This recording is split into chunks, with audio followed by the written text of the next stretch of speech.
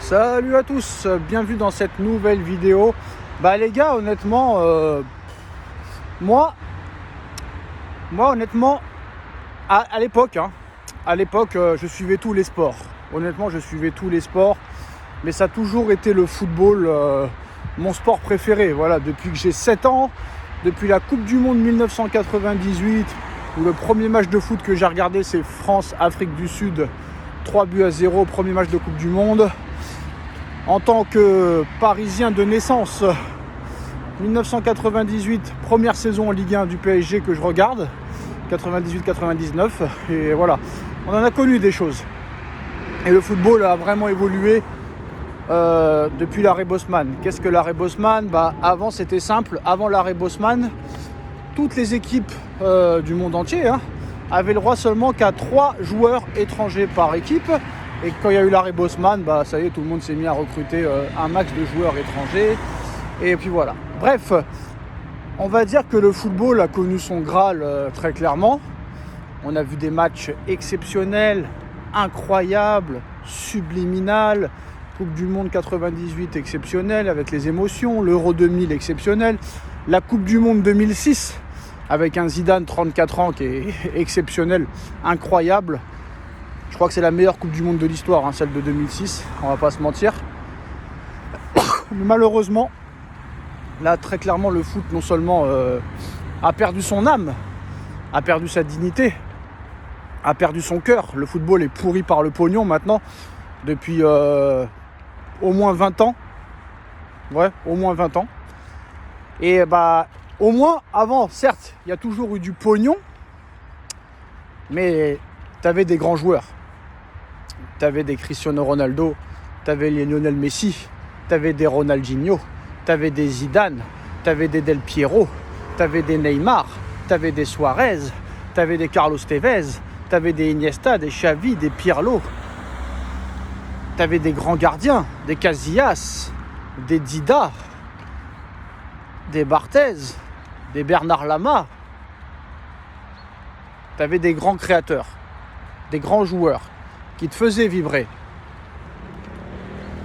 Tu payais ta place pour aller voir ces joueurs-là. Mais là, non seulement le foot est pourri de plus en plus par le pognon, des stars qui se prennent pour je ne sais pas qui se croient les dieux du monde, les rois du monde, les princes du monde. Et là, on va pas se mentir, depuis peut-être 5 ans, le football a complètement perdu de sa magie. C'est-à-dire que tu kiffes plus vraiment à regarder un match de foot. Il n'y a plus d'émotion, il n'y a plus de créateur, il n'y a plus de génie, il n'y a plus de meneur, il n'y a plus de patron, il n'y a plus rien. Mais surtout, la violence qu'il y a, en plus que le football est pourri par le pognon, elle est pourrie aussi par sa violence dans les stades, en dehors des stades, dans la rue, où des mecs qui connaissent les joueurs ni Adam ni Dev se fracassent. À l'extérieur des stades, ça se fracasse. Au Paris Saint-Germain, on s'est battu entre mêmes supporters. Donc non seulement ce sport est devenu pourri sur le terrain, il est pourri aussi en dehors du terrain, et il est aussi pourri par le pognon. Et en plus de ça, quand tu compares le match de rugby hier soir, France-Nouvelle-Zélande, 80 000 spectateurs. 80 000 spectateurs qui chantent la Marseillaise. Tout le monde chantait. Quelle que soit leur couleur de peau, hier soir au Stade de France, France-Nouvelle-Zélande, tout le monde chantait la Marseillaise. Tu vois les joueurs du 15 de France, ça chante comme Pavarotti à l'opéra. Il y en a qui sont même pas français dans l'équipe, ils chantent la Marseillaise mieux que les Français. Tout le monde est debout, les émotions, et puis en plus de ça, ces mecs-là, ils ne touchent presque rien. Mais hier, franchement, j'ai kiffé. Alors moi, je suis pas un grand fan de rugby, mais j'ai toujours regardé les Coupes du Monde. Les Coupes du Monde ou les tournois destination pendant l'hiver. Mais hier soir, j'ai vraiment eu les frissons. J'ai eu plus les frissons hier soir que lors de la Coupe du Monde en France l'année dernière. Et un match exceptionnel, en plus de ça, la France qui l'emporte par 1 point d'écart. Je compare pas avec le match France-Israël. France-Israël, c'était un match sous tension, ça a boycotté, etc. Mais même quand tu vois l'équipe de France jouer, Même quand il y a 80 000 spectateurs dans le stade de France pour le football et pour l'équipe de France de foot, tu vois pas tant d'émotions que ça. Tu vois pas. Et à l'arrivée, c'est les rugbymen qui devraient toucher les salaires que les footballeurs touchent. Quand tu vois les coups qu'ils prennent, quand tu vois comment ils se battent sur le terrain, quand tu vois qu'ils prennent des coups de tête, des coups de bélier, des coups de poing dans la tronche, je sais pas quoi, frère. Tu les vois en sang. Hier, tu vois, au bout d'une minute de jeu, les mecs, ils prennent des coups de boule et ils se lèvent, ils pleurent pas. Au foot, tu lui marches un petit peu dessus, le mec, il est par terre pendant 100 ans, il a une rupture des ligaments croisés, il fait un cinéma pas possible. Mais t'as même plus envie de regarder le foot et c'est ça le pire. Moi, en ce moment, je vous dis la vérité, hein, en ce moment, je kiffe la NBA. Ça fait longtemps. Je kiffe la NBA, je kiffe le rugby. Hier, franchement, j'ai eu les frissons. Et au football, je pense que j'ai pas eu les frissons depuis au moins depuis la finale du Paris Saint-Germain en Ligue des Champions en 2020. Et encore, on a battu des petites équipes. Certes, il fallait les battre, mais voilà. Quand tu vois les 30 joueurs de l'équipe de France hier au rugby qui chantent la Marseillaise comme un chanteur d'opéra, frère. Et quand tu vois les Français au football, ils veulent pas la chanter. Ils veulent pas la chanter parce que pour eux, ils ne sont pas français. Pour eux, ils ne sont pas français. C'est simple. Voilà. Pour eux, ils ne sont pas français. Alors que ce qui est marrant, hein, c'est qu'ils sont presque tous nés en France. Presque. J'ai bien dit presque. Quand tu vois au rugby, il y a des joueurs dans le 15 de France, ils ne sont pas nés en France. Ils sont pas nés en France. Il y en a, ils sont naturalisés le français. Ils ne savaient même pas parler français il y a encore quelques années et ils connaissent la Marseillaise par cœur.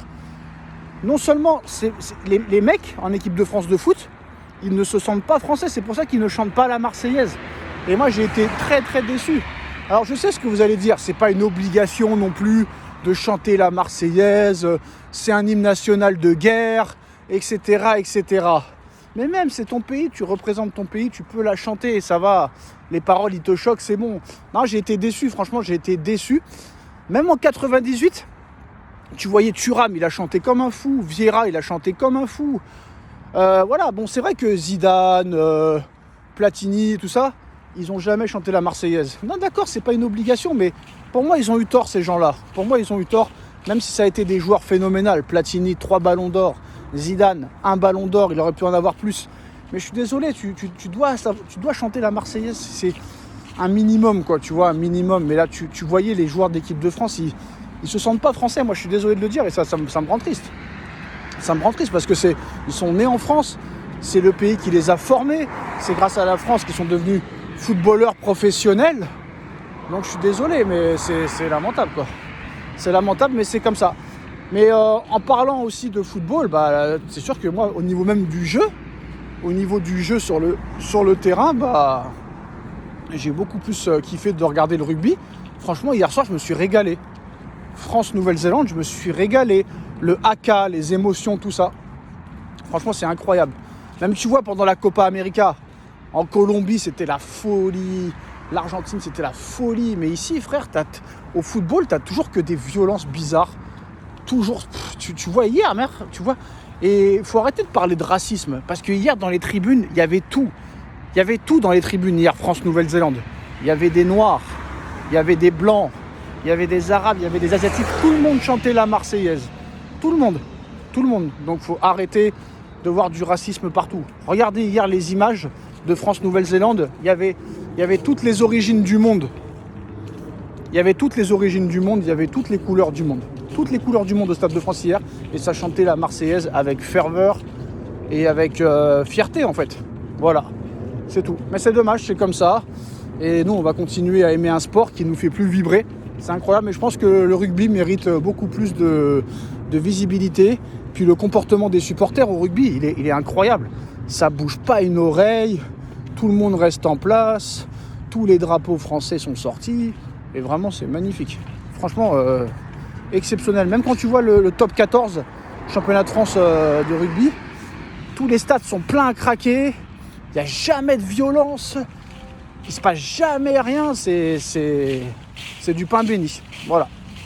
Après, il faut être fan de rugby. Mais franchement, je pense